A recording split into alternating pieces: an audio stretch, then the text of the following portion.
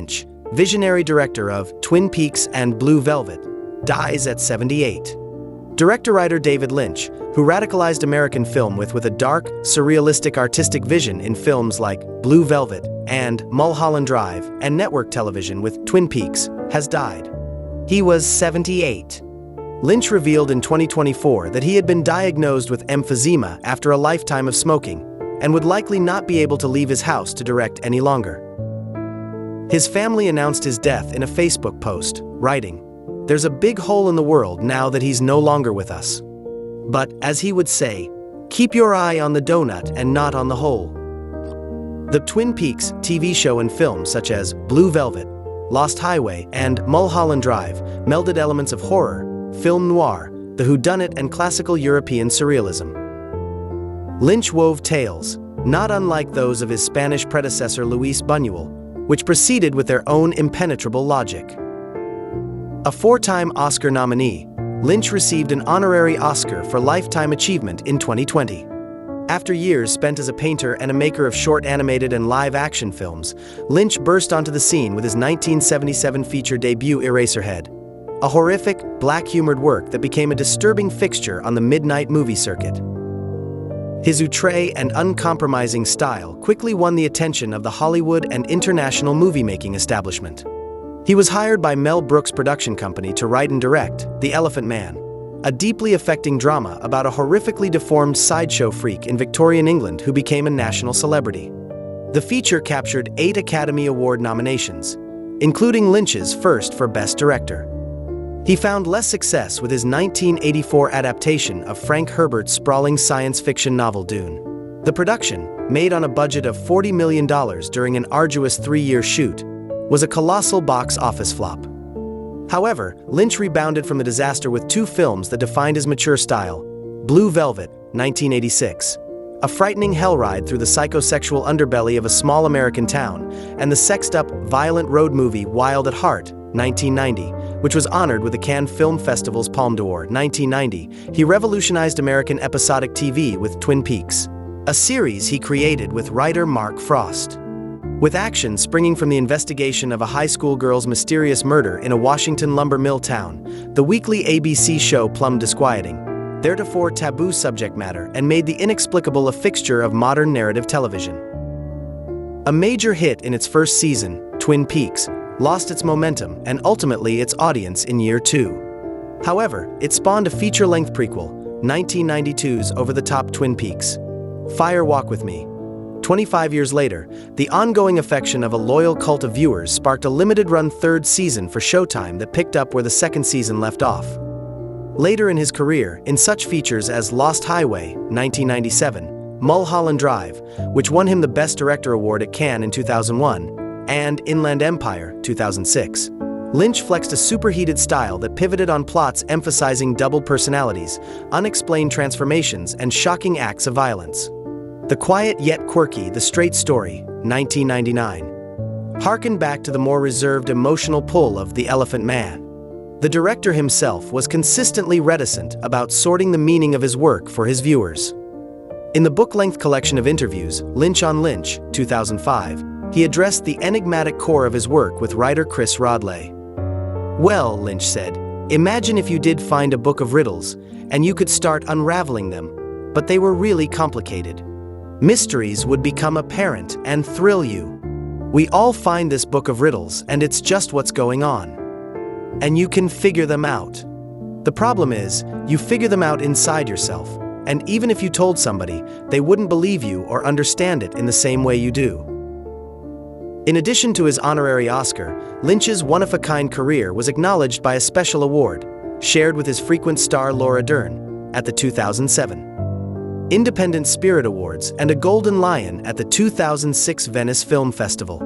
He was born January 20th, 1946, in Missoula, Montana.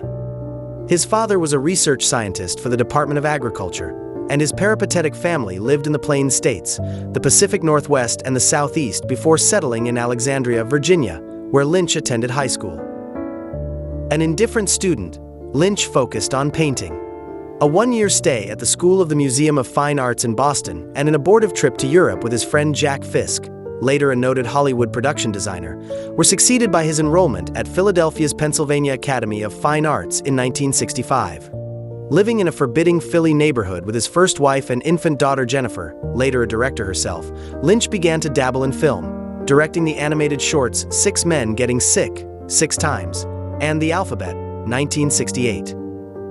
The Grandmother, 1970, a combination of animation and live action, was filmed with money obtained from a grant by the newly founded American Film Institute. In 1971, Lynch moved to Los Angeles to study filmmaking at the AFI's Conservatory for Advanced Film Studies, headquartered in the former Doheny Mansion in Beverly Hills. Beginning in 1972, Lynch began work on a feature at the AFI. Inspired by his bleak years as a print engraver and struggling artist in Philadelphia, a 21-page initial script began to take shape. Lynch would later say he had no memory of writing it. Over the course of the next 5 years, he made the film with several collaborators who would remain constants in his career, including sound designer Alan Splett, cinematographer Frederick Elms, and actor Jack Nance.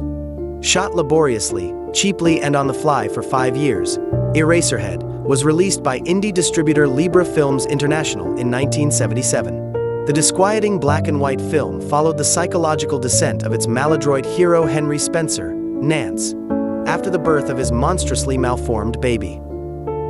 Critics were decidedly alarmed by the picture when it premiered at LA's Filmex in 1977, but it took on a commercial life of its own when Libra opened the picture at midnight screenings in New York, San Francisco, and Los Angeles. Lynch would frequently appear at LA screenings, admonishing his mystified audiences, "Don't ask about the baby."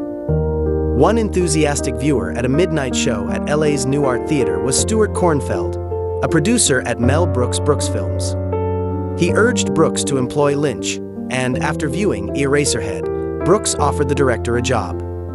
For his project, Lynch took on the story of John Merrick, whose sensational life story had already inspired Bernard Pomerance's hit 1977 play.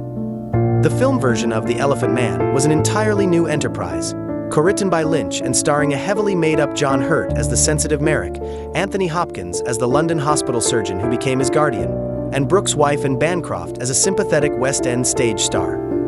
The Elephant Man had a powerful emotional impact and became a box office and critical hit. Lynch received Oscar nods as Best Director and for Best Adapted Screenplay, with the film also taking a nomination for Best Picture. The triumph led to a multiple picture deal with Dino De Laurentiis. The sprawling space opera Dune, about galactic family dynasties warring over possession of a space-traveled spice mined on a desert planet, had already defeated projected adaptations by Alejandro Jodorowsky and Ridley Scott when Lynch took on the material. Filmed laboriously on Mexican soundstages with an enormous international cast, Dune sported an unusual Flash Gordon meets Antonio Gaudi production design, a memorable gallery of demented Lynchian villains and the director's trademark amniotic visuals. The picture satisfied no one. Both audiences attuned to the boisterous heroics of Star Wars and impatient critics rejected Lynch's contorted, confusing and harshly digested reading of Herbert's novel, and the film tanked on arrival. Lynch later told Chris Rodley that at the conclusion of the ordeal, "I was almost dead. Almost dead." However, Lynch's second film for De Laurentiis defined the contours of his mature style. Blue Velvet starred Kyle MacLachlan, who had played the messianic hero of Dune, as a small-town boy who is plunged into a whirlpool of sexual violence, murder, and sadomasochism. Featuring a potent cast that included Isabella Rossellini, with whom Lynch became involved romantically, Laura Dern, Dean Stockwell, and most notably, Dennis Hopper as its deranged, out-of-control villain, Blue Velvet polarized critics, but it cemented Lynch's reputation as a fearless and daring film author. The film was the start of his collaboration with composer Angelo Badalamenti. 4 years later, the Lynch style was brought to the small screen with Twin Peaks. Starring MacLachlan as eccentric FBI agent Dale Cooper, the series used the investigation of the murder of homecoming Queen Laura Palmer as a springboard into a swirling narrative vortex involving sexual intrigue, drug addiction, prostitution, madness, and demonic possession. TV audiences tuned in to track the mystery and remained for the series' complexly interwoven characters and perverse, at times supernatural plot twists. The show's first season scored 14 Emmy nominations, including nods for Lynch for writing and directing the pilot, but declining ratings after the drawn-out revelation of Palmer's killer and Lynch's diminishing participation due to production of a new feature led to a cliffhanging wrap-up at the end of Season 2. However, the Twin Peaks saga had legs.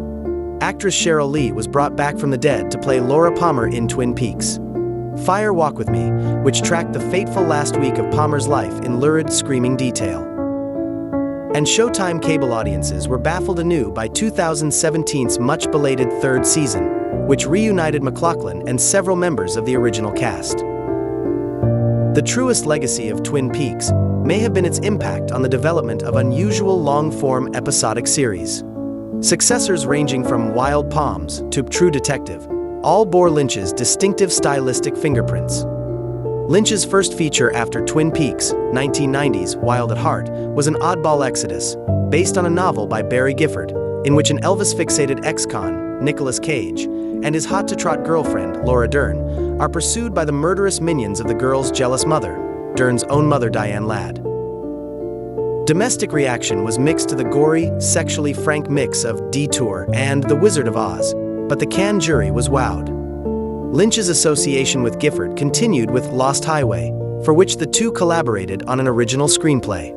A doppelganger murder mystery that foreshadowed Mulholland Drive, the disquieting, brutally effective thriller starred Bill Pullman, Balthazar Getty, and Patricia Arquette as the players in a homicidal foursome. After spending most of the decade on the far side of narrative coherence, Lynch came back down to earth with The Straight Story, the first feature in which he took no hand in writing.